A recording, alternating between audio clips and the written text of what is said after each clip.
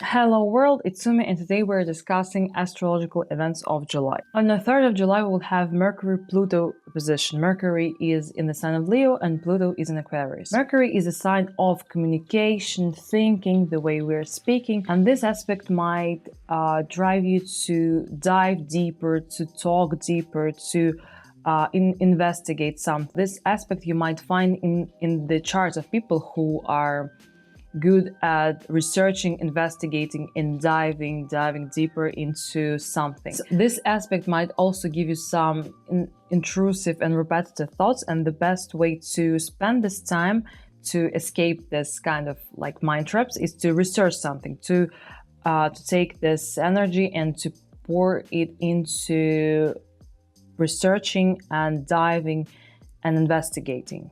On the 5th of July, we will have a very beautiful full moon in Cancer. Moon in Cancer in its domicile, it's really strong here, and we have the support of many other planets. So it's a great time to start something new, to maybe like recharge and rest and start something new.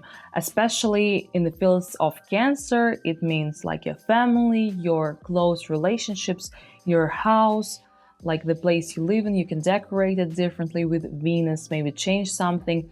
You can work on your relationships with Venus again, with people, and you can it's a very soft energy, and you can like improve it and like work on some things that bother you and just start anything new. This new moon is actually great. On the 8th of July, we'll have Mercury Jupiter sextile, and Jupiter is in the sign of Mercury, so it emphasizes like the themes of Mercury. It means communication, like talking and you thinking. This is the time where you have a lot of like information in a good way, like a flow of information. You can spread information, you can talk a lot, and you can do many things, like have lessons, learn something, teach something, and like exchange a lot of things and say a lot of things, think about many things, expand your Mercury, your thinking, your communication, and so on.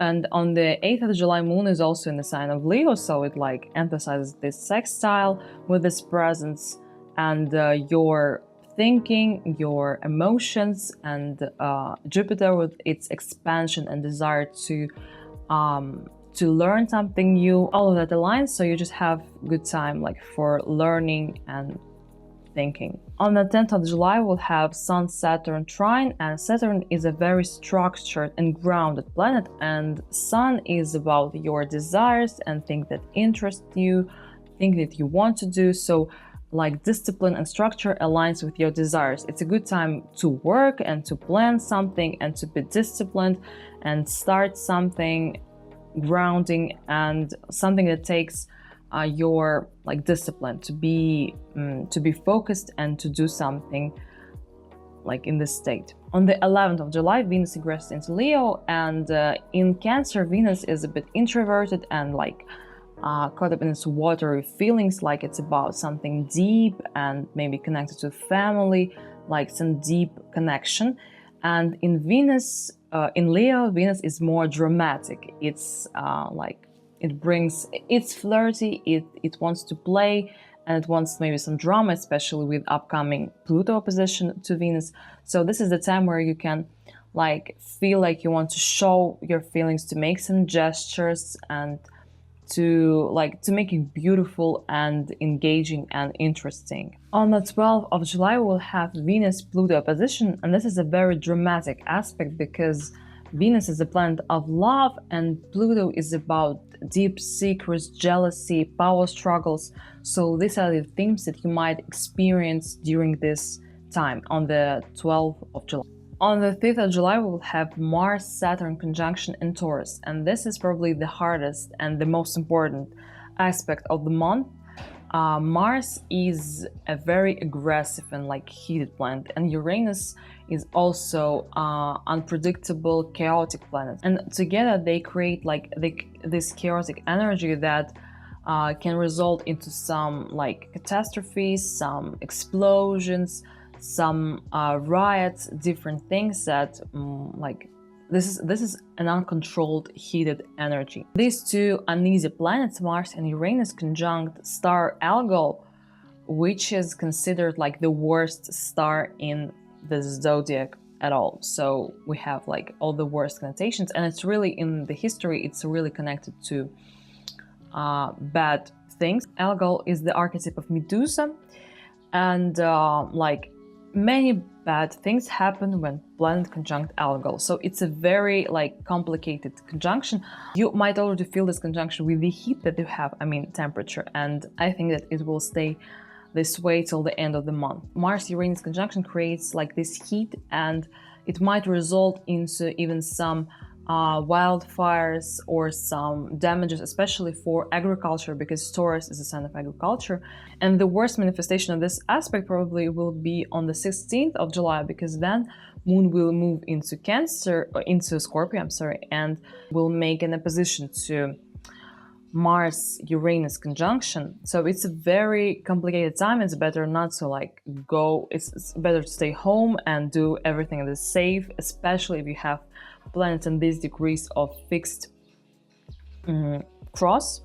So like be careful at this time. On the 20th of July, Mars moves into Gemini, and before it was in its exile in Taurus, and now it is like it has more energy, it's more active because it's in the air sign, and it hits like our communication. So you might on the one hand you might like have this acceleration of this sphere, like when you learn something, communicate, but you also have like this aggressive part to it. So you might say something, you might like express your aggression with your words with Mars in Gemini. So you might want to be careful on the roads, because Gemini is connected to roads and transport, and Mars is a really heated planet which can like make you want to like go faster. So with Mars and Gemini, the possibility of car crashes increases a bit. On the 21st of July, we will have a full moon in Cancer, and it's the second full moon in Cancer, which happens rarely. And it's a really interesting full moon because it has support of many planets, so the energy like flows really a lot, and you can use this full moon to release something, to maybe manifest something. So you can really work with this full moon because it has a lot of energy to it. On the 22nd of July, Leo season starts, and Sun hits Pluto right away as it moves into Leo. So we have Sun-Pluto opposition.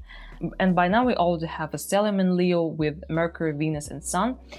And on the side of Aquarius, we have Pluto and Moon. So there are like a lot of planets on both sides of this opposition. And Leo is a sign of shining bright, of royalty, of celebrities, and Aquarius is a sign of community, of equality. So here we have tension between two like these parts that can like manifest differently. Especially Sun is like it can be a political maybe figure, or maybe celebrity, or somebody who has a lot of like energy, a lot of attention, and has like an authoritative role. And with Pluto in Aquarius, Pluto is like a crowd. So a crowd might like suppress somebody with like who represents Leo in their eyes, and there may be this like conflict, this kind of energy. And on the personal level, you might feel that your desires are suppressed, that your desire to shine, to express yourself, to be yourself, to show your inner child is oppressed by like the crowd or something else. And it's really, and you feel like this conflict is really hard to show like yourself and shine. On the 26th of July, Mercury moves into Virgo and it hits Mars right away in Gemini. Mars is in the Mercury rule sign. So this is a strong square, and it might result into talking something without thinking, because Mars is a fast planet, it doesn't think. So with Mercury, you might say something wrong, you might act aggressively on the road, which is isn't like the best thing to do during this time. So be careful with your words. Try to use this energy and pour it into something constructive, because you might say something that you might regret later on. And Mercury from Leo ingresses into Virgo. In Leo, our way of speaking and communicating was a bit more dramatic and showing off, and in Virgo, it's like it's more precise. It's so we switch from this artistic way of communicating to facts, to arguments, to being like picky and precise in our communication. And by the end of the month, Jupiter and Saturn will start making a square, which will happen in August. But you might already feel this energy of Jupiter, like is a planet of expansion, and in Gemini, especially with communication and talking and delivering like information, maybe like literally like it's also connected to transport. So delivering something with its desire to expansion, it hits Saturn, which is about like discipline, restriction. So there is this tension between Saturn's desire to control everything and Jupiter's desire to expand.